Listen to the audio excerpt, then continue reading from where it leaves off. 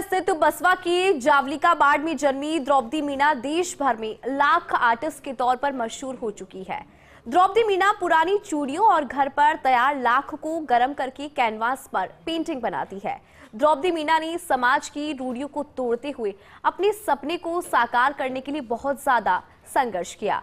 अपनी अनोखी लाख पेंटिंग्स के लिए न सिर्फ राष्ट्रीय बल्कि अंतर्राष्ट्रीय स्तर पर भी उन्हें सम्मान मिला है। फर्स्ट इंडिया से खास बातचीत में लाख आर्टिस्ट द्रौपदी मीना ने बताया कि अभी तक 5000 से ज्यादा पेंटिंग बना चुकी है और इसके लिए इंडिया बुक ऑफ रिकॉर्ड में नाम दर्ज कराने वाली पहली आदिवासी महिला है। नवंबर में ही समर्पण संस्था की ओर से भूपेन हजारिका अवार्ड से सम्मानित किया गया और द्रौपदी मीना भविष्य में अपनी कला के जरिए महिलाओं को जागरूक करना चाहती है। इस खास मौके पर लाख आर्टिस्ट द्रौपदी मीना से खास बातचीत की शिखा शर्मा ने। इसी माह में 8 मार्च को अंतर्राष्ट्रीय महिला दिवस मनाया जाएगा, लेकिन महिला सशक्तिकरण की बात हम हर दिन करते हैं, क्योंकि नारी में जब तमाम शक्तियां निहित है तो फिर नारी को क्यों बेचारी कहें। ऐसा आज हम इसलिए कह रहे हैं क्योंकि आज हमारे साथ यहाँ मौजूद हैं द्रौपदी मीना जी।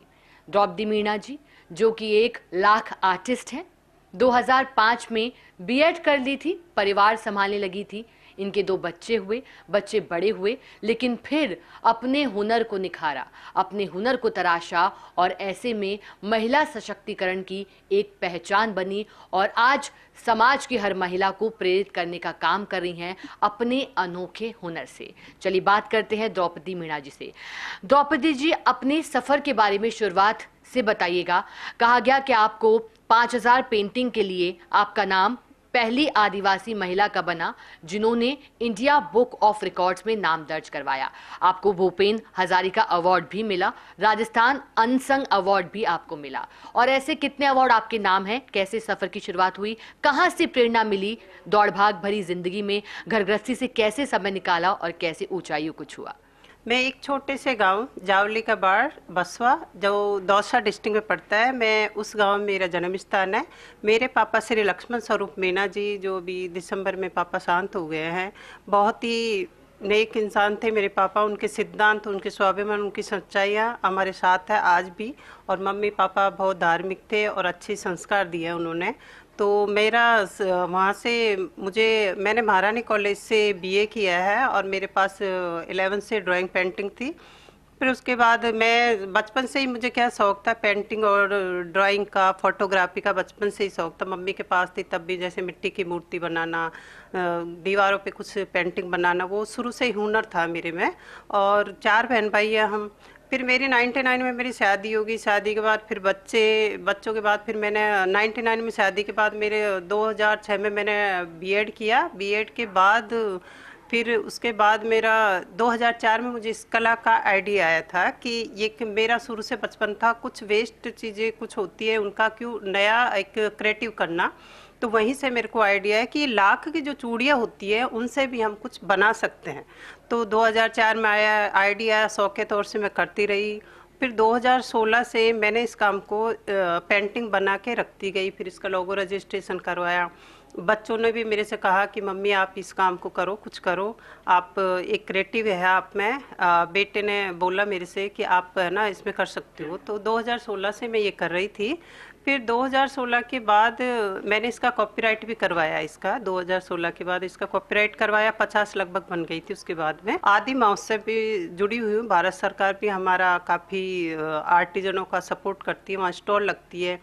तो जनजातीय मंत्रालय भी हमारा काफ़ी सपोर्ट करती है सरकार आर्टिजन को। जैसे आदि महोत्सव में स्टॉल लगती है तो गाँव से जो आर्टिजन होते छोटे छोटे, उनको एक प्लेटफॉर्म मिलता है। और वहाँ स्टॉल मिलने से क्या होता है कि जैसे हिम्मत करते हैं, उन्हें टीएडीए सरकार देती है तो वो अपनी कला को बाहर लेके आते हैं अलग अलग सिटी में, तो वो अपना रोज़गार मिलता है उनको। और एक जड़ी बूटियाँ हो, कुछ कला हो, उनका हुनर है, वो एक निकल के आता है शहरों तक। और जो आदि महोत्सव में जो भी प्रोडक्ट मिलता है वो एक प्योर होता है, तो वो शहरों में सबको एक मिलता है तो अच्छा लगता है। सरकार भी हेल्प करती है। आपने कहा कि 2004 से ये आइडिया था, ख्याल था, लेकिन शुरुआत जो है आपकी औपचारिक तौर पर 2022 में हुई। 18 साल लगे। क्या चुनौतियां रहीं अपने हुनर को बाहर लाने में? किस तरह से आप आज महिलाओं के लिए भी जो हुनर हैं, जिनमें अपनी कला को छिपाए बैठी हैं, आपके लिए कितनी चुनौतियां रहीं? कैसे पूरा सफ़र रहा आपका? मैं इस कला को बच्चों के साथ, परिवार के साथ, देखिए शादी के बाद तो हर महिलाओं को चुनौतियों का सामना करना पड़ता है, स्ट्रगल करना ही पड़ता है। जो महिलाएं की जो हुनर होता है उनका, तो वो क्या है, किसी के दबाव में आके उसको दबा देती हैं। मेरा मानना है कि नहीं दबाना चाहिए। कोई भी हुनर, कोई भी कला है, किसी भी क्षेत्र में उसके अंदर जो प्रतिभा छुपी हुई होती है उसको निकालना चाहिए, क्योंकि अपना लक्ष्य बना के उसको आगे बढ़ना चाहिए। क्योंकि चुनौतियाँ आएंगी, चुनौतियों का आएंगी, उनको सामना करके आप आगे बढ़ोगे, तभी तो आगे बढ़ोगे। बिल्कुल, जैसा कि आप कह रही हैं कि संघर्ष तो काफ़ी है। अच्छा, अब आगे का क्या विचार है? क्या चाह रही हैं अब आगे? किस तरह से बढ़ेंगी इसी क्षेत्र में? कुछ और विचार आपका? मैं इस कला को वर्ल्ड लेवल तक लेके जाना चाहती हूँ कि ये कला के नाम और पहचान, ये कला आगे बढ़े, और मैं इस कला को आने वाले टाइम में महिलाओं को रोज़गार देना चाहती हूँ। मैं इसको बच्चों को भी सिखाऊंगी और मैं इस कला को अंतर्राष्ट्रीय स्तर पर ले जाना चाहूँगी। और हमारी ये जो कला है आज घर के घर में दबी रह जाती है।